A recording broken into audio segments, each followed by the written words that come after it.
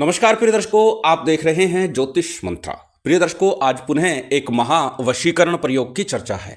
महावशीकरण इसलिए कहा क्योंकि वशीकरण मंत्रों में और खासकर साबर मंत्रों में यह सर्वाधिक श्रेष्ठ माना जाता है और कहा जाता है कि इस मंत्र का प्रयोग कभी भी निष्फल नहीं जाता। जब भी यह प्रयोग किया जाता है कारगर होता है, सफल होता है और स्त्री वशीभूत होती ही होती है। वशीकरण प्रयोगों की जब जब चर्चा करता हूं तो बार बार एक विनती, आग्रह करता हूं, निवेदन करता हूं कि वशीकरण प्रयोग केवल उसी परिस्थिति में जब कोई अपना हमसे दूर गया है, रूठ गया है या फिर हमारे रिश्तों में कहीं दरार आ गई है, तनाव आ गया है। किसी अन्य स्त्री के लिए, पुरुष के लिए वशीकरण प्रयोग ना करें क्योंकि ये नैतिक भी नहीं है और मेरा अनुभव है कि देर सवेर कहीं ना कहीं इसका दुष्परिणाम भोगना ही पड़ता है।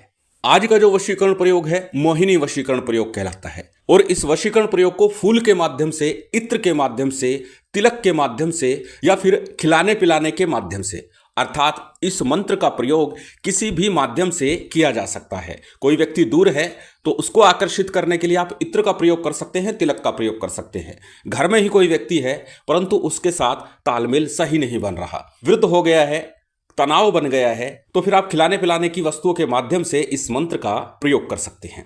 खासकर यह वशीकरण प्रयोग पत्नी और प्रेमिका के लिए है। प्रेमिका भी वो जिसके साथ विवाह संबंध बनने वाला था या विवाह होने वाला था, परंतु अचानक से कुछ घटनाएं घटित हुई और आपके संबंध खराब हो गए। अब विवाह नहीं करना चाह रही है या फिर कोई थर्ड पर्सन है जिसकी वजह से आपके संबंधों में दरार आ गई है, तो उस परिप्रेक्ष्य में भी आप इस मंत्र का प्रयोग कर सकते हैं। वैसे तो अनेकों अनेक मंत्र प्रयोग दिए हैं, सबका अपना अलग प्रभाव है। जैसे कि पूर्व में भी बता चुका हूं, सबका अपना एक ओरा मंडल होता है, उसी ओरा के अनुसार प्रत्येक मंत्र, तंत्र, यंत्र कार्य करता है। आज का जो मंत्र प्रयोग है यह भी अत्यंत प्रभावी है और प्रत्यक्ष अनुभव में देखा गया है। वैसे तो प्रयोग इसका 21 दिवस का है, 11 दिन का है, परंतु 7 दिनों में, 8 दिनों में ही प्रभाव देखने को मिलता है। यदि खिलाने पिलाने की वस्तु में प्रयोग किया जाए तो 24 से 72 घंटे यानी 1 दिन से 3 दिन के बीच में ही उसका प्रभाव आपको देखने को मिलेगा। सामने वाला व्यक्ति जो बिल्कुल बोलचाल बंद थी वो आपसे बात करने लगेगा, आपसे मिलना नहीं चाहता था तो आपसे मिलने को तत्पर हो जाएगा। इतना प्रभावी तंत्र प्रयोग है, मंत्र प्रयोग है, क्योंकि मंत्र के साथ तंत्र का प्रयोग किया जाएगा, इसलिए तंत्र मंत्र प्रयोग कहा है। तो चलिए अधिक विलंब न करते हुए जान लेते हैं कौन सा है वह मंत्र, किस प्रकार करना है तंत्र, किस सामग्री के साथ, किस दिन करना है, किस भांति करना है।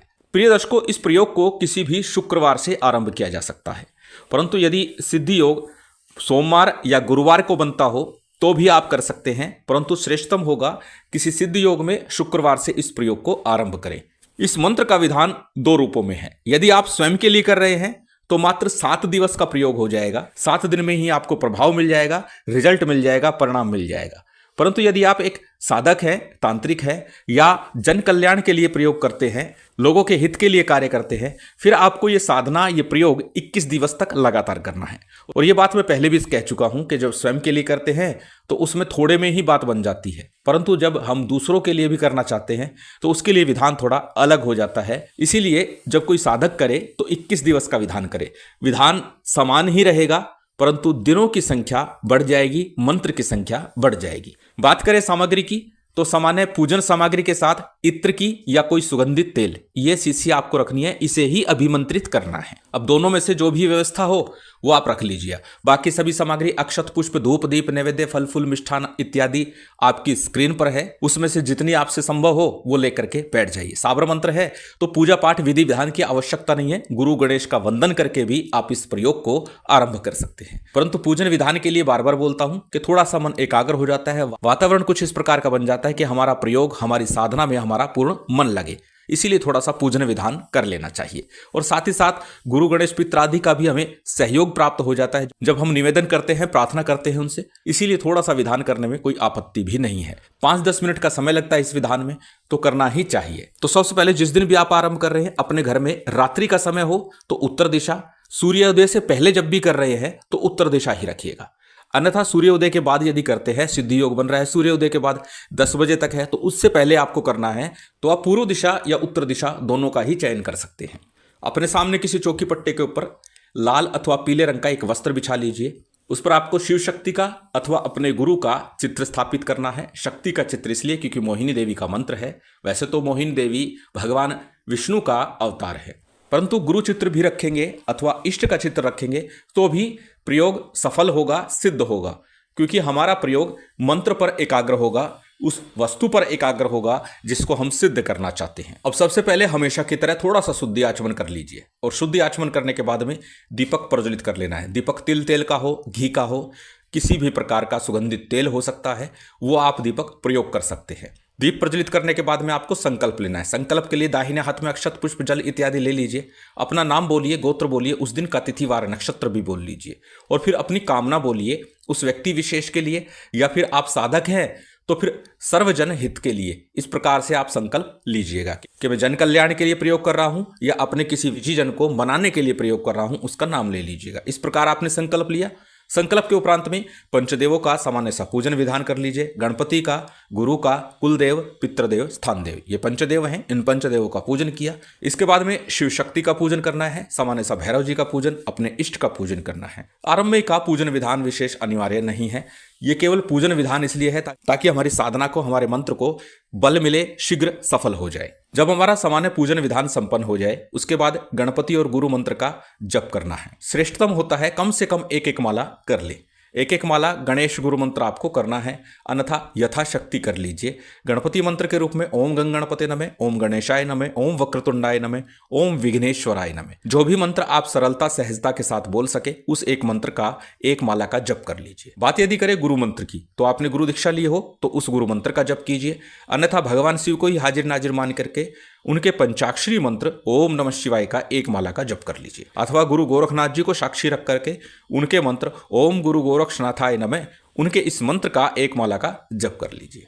इसके बाद आज का जो मंत्र है वो साबर मंत्र है, और साबर मंत्रों की चर्चा होती है तो साबर सिद्धि मंत्र का भी 11 बार जप करना हितकर होता है, इसलिए साबर सिद्धि मंत्र का भी 11 बार जप करें, अति श्रेष्ठ होगा। साबर सिद्धि मंत्र एक बार पुनः आपकी स्क्रीन पर है, एक बार बोल करके बता देता हूं। गुरुसठ गुरु है वीर, गुरु साहब सुमरी बड़ी भांत, सिंगी टोरो बन कहू मन नाऊ करतार, सकल गुरु की हर बजे घट्टा पकड़ उठ जाग, चेत संहार श्री परमहंस। ये साबर सिद्धि मंत्र है और प्रत्येक साबर मंत्र की साधना में इसका प्रयोग थोड़ा करना ही चाहिए। जब आपके गणेश गुरु मंत्र साबर सिद्धि मंत्र का जप पूर्ण हुआ उसके बाद में आज का जो मूल मंत्र है इसका जप करना है। इत्र की शीशी है, तेल है, जो भी है आपने उसे ढक्कन खोल करके जब आप जप करेंगे उसको अपने समक्ष रख रहे हैं और उसी पर त्राटक करना है। दीपक के सम्मुख रख सकते हैं, दीपक पर त्राटक कर सकते हैं। कहने का तात्पर्य यह है कि इस मंत्र का जप त्राटक करते हुए, उस व्यक्ति विशेष का ध्यान करते हुए या फिर इस वस्तु पर त्राटक करते हुए आपको ये जप करना है। मंत्र साबर है, अत्यंत सरल है, आपकी स्क्रीन पर है, स्क्रीनशॉट ले सकते हैं, किसी कॉपी नोटबुक में नोट कर सकते हैं। मंत्र को एक बार बोल करके बता देता हूं। मंत्र इस प्रकार है। ओम नमो मनमोहिनी, मोहिनी चला, गैर के मस्तक धरा, तेल का दीपक जला, जल मोहू थल मोहू, मोहू सारा संसार, मोहिनी रानी जा शैया पे ला, ना लाए तो गोरा पार्वती की दुहाई, लोना चमारिन की दुहाई, नहीं तो वीर हनुमान की दुहाई। अत्यंत प्रभावी यह मंत्र है, अनेकों अनेक शक्तियां इस मंत्र में साथ चलती हैं। इसीलिए मैंने आरंभ में कहा था कि यह पत्नी और उस प्रेमिका के लिए करना है जिसके साथ विवाह संबंध बनने जा रहा है, क्योंकि ये मूल मंत्र है पत्नी अथवा प्रेमिका को अपनी सैया तक, बिस्तर तक लाने के लिए, तो अनावश्यक किसी अन्य के लिए नहीं, क्योंकि कहीं ना कहीं हमें उसका दुष्परिणाम भोगना भी पड़ता है। इसलिए सावधानी पूर्वक केवल अपने हित के लिए, अपने को मनाने के लिए इस प्रयोग को करना है। अब जानते हैं इस मंत्र का जप कितना करना है। इस मंत्र का जप नित्य प्रति एक माला करते हुए 21 दिवस तक लगातार करना है। यदि आप किसी अपने के लिए कर रहे हैं तो 11 दिन का विधान हुआ, एक माला नित्य प्रति 11 दिन तक।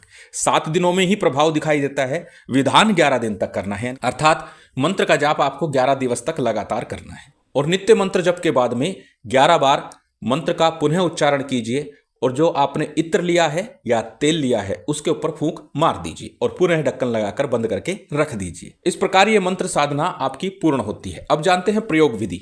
अत्यंत सरल है प्रयोग। यदि तेल है तो उसका आपको तिलक लगाना है। अनामिका उंगली के ऊपर आपको थोड़ा सा तेल लेना है और फिर इस मंत्र का 21 बार उच्चारण करना है, फूंक मारनी है, मस्तक पर तिलक लगाकर उस अभिलाषित व्यक्ति के सामने चले जाना है। अथवा इत्र लीजिए, इत्र के ऊपर भी पुनः 21 बार मंत्र बोलिए, थोड़ा सा इत्र अपने ऊपर लगा लीजिए और अभिलाषित व्यक्ति के पास चले जाइए।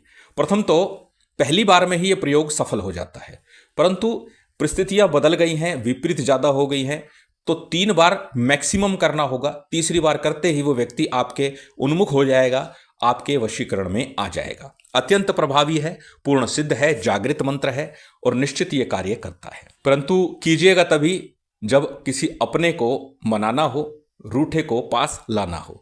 शिव शक्ति की विशेष कृपा आप सभी को प्राप्त हो, यही कामना है। उम्मीद करता हूं आज की ये जानकारी, ये वीडियो आपको अच्छी लगी होगी। यदि अच्छी लगी हो तो कृपया लाइक कीजिएगा, शेयर कीजिएगा। यदि चैनल पर नए हैं तो सब्सक्राइब कर बेल आइकन बटन दबा दीजिएगा। जय माता दी, जय श्री राम।